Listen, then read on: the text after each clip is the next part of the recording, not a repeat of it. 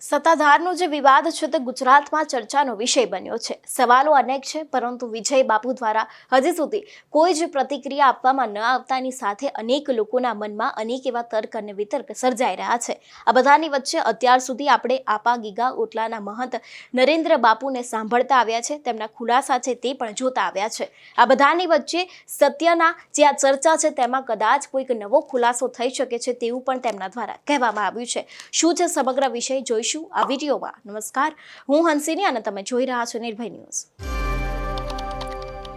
સત્તાધારના વિજય બાપુ ઉપર અત્યાર સુધી જમીન કૌભાંડના આક્ષેપો લાગ્યા. એટલું જ નહીં, સત્તાધારમાં કોઈક ગેરકાયદેસર પ્રવૃત્તિ ચાલી રહી છે તેવા પણ તેમના ઉપર આક્ષેપો લાગ્યા. જે ગીતાબેન વ્યાસના બંગલાની જગ્યા છે તે કોની છે તેવા પણ આક્ષેપો લગાડવામાં આવ્યા. એટલું જ નહીં, સત્તાધારનો વહીવટ અત્યારે હાલ કોના હાથમાં છે અને ગીતાબેનનું નામ શા માટે આની અંદર આવ્યું તેવા અનેક એવા સવાલો છે જે તેમના ઉપર ઊભા કરવામાં આવ્યા છે. આ બધાની વચ્ચે વિજય બાપુ દ્વારા હજી સુધી આ વિષયને લઈને કોઈ જ પ્રતિક્રિયા આપવામાં કેમ નથી આવતી તેવા પણ અનેક સવાલો છે જે આપણે જોતા આવ્યા છે. આ બધાની વચ્ચે આપા ગીગા ઓટલાના મહંત નરેન્દ્ર બાપુ છે, તેમના દ્વારા અત્યાર સુધી અનેક એવા ખુલાસા કરવામાં આવ્યા છે. વિજય બાપુ અને ગીતાબેન વચ્ચે કયો સંબંધ રહેલો છે, તેની સાથે જ જે જગ્યા છે તે કોના નામની છે તેનો તો અત્યાર સુધી અનેક એવા ખુલાસા જોયા છે. પરંતુ આ બધાની વચ્ચે સત્તાધારમાં હવે સત્યની ચર્ચા કરવામાં આવશે તેવી એક પત્રિકા છે જે તેમના દ્વારા સોશિયલ મીડિયામાં મૂકવામાં આવી છે. આજે તેના વિશે વાત કરીશું.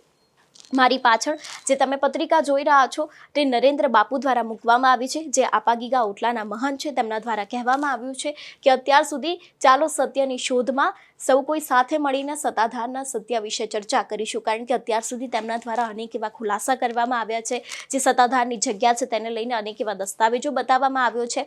ગીતાબેન કોણ છે, તેની સાથે જ ગીતાબેનનો જે વિજય બાપુ સાથે કયો સંબંધ રહેલો છે તેના વિશે પણ અત્યાર સુધી તેઓ વાત છે તે કરતા આવ્યા છે. આ બધાની વચ્ચે તેમના દ્વારા ફરી એક વખત 21/1/2025 રાત્રે 9 કલાકે ફરી એક વખત સત્યની ચર્ચા કરવામાં આવશે તેવું પણ તેમના દ્વારા કહેવામાં આવ્યું છે. જો વાત કરવામાં આવે આ વિષયને લઈને તો તેમણે પોતાના સોશિયલ મીડિયાના માધ્યમ છે જે અહીંયા બતાવ્યા છે ને આ જ માધ્યમ ઉપર તેઓ લાઈવ આવવાના છે ને લાઈવ આવવાની સાથે જ તેઓ સત્તાધારના જે સત્યની ચર્ચા છે જે કરવાના છે.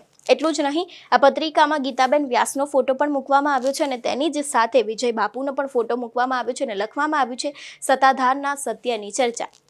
આ બધાની વચ્ચે અનેક એવા તર્ક વિતર્ક સર્જાઈ રહ્યા છે કે શા માટે નરેન્દ્ર બાપુ દ્વારા આ સત્યની ચર્ચા કરવામાં આવશે, તેને લઈને જ અનેક એવા ખુલાસા થઈ શકે છે. એટલું જ નહીં, હવે કદાચ ગીતાબેન અને જે વિજય બાપુ છે તેમના સંબંધોમાં પણ શું કોઈ ખુલાસો થશે કે કેમ તે પણ હવે આગામી દિવસોમાં જોવાનું રહેશે. એટલું જ નહીં, આની પહેલાં પણ આપણે ગીતાબેનના અનેક એવા વિડીયો છે, ઓડિયો છે જે સાંભળતા આવ્યા છે, જેમાં તે સત્તાધારમાં દાદાગીરી કરી રહ્યા હોય, તેમને કોઈક મંગળસૂત્ર પહેર્યો હોય તેવા પણ અનેક એવા વિડીયો છે જે અત્યાર સુધી આપણે સોશિયલ મીડિયામાં જોતા આવ્યા છે. પરંતુ હવે આ બધાની વચ્ચે જ્યારથી આપા ગીગા ઓટલાના મહંત નરેન્દ્ર બાપુ મેદાને આવ્યા છે ત્યારથી તેમના દ્વારા અનેક એવા ખુલાસા કરવામાં આવ્યા છે અને હવે આને જ લઈને વધુ એક ખુલાસો કદાચ આજે થઈ શકે છે તેવું પણ લાગી રહ્યું છે. આ બધાની વચ્ચે જોવાનું રહેશે કે શું હવે કોઈક નવો ખુલાસો થશે કે કેમ, તેની સાથે જ વિજય બાપુ પોતાની કોઈ પ્રતિક્રિયા આપે છે કે કેમ તે પણ જોવાનું રહેશે. કારણ કે અત્યારે દરેક લોકોના મનમાં એક એ જ સવાલ છે કે જો વિજય બાપુ સાચા હોય, તેમનો કોઈ ગીતાબેન વ્યાસની સાથે સંબંધ ન હોય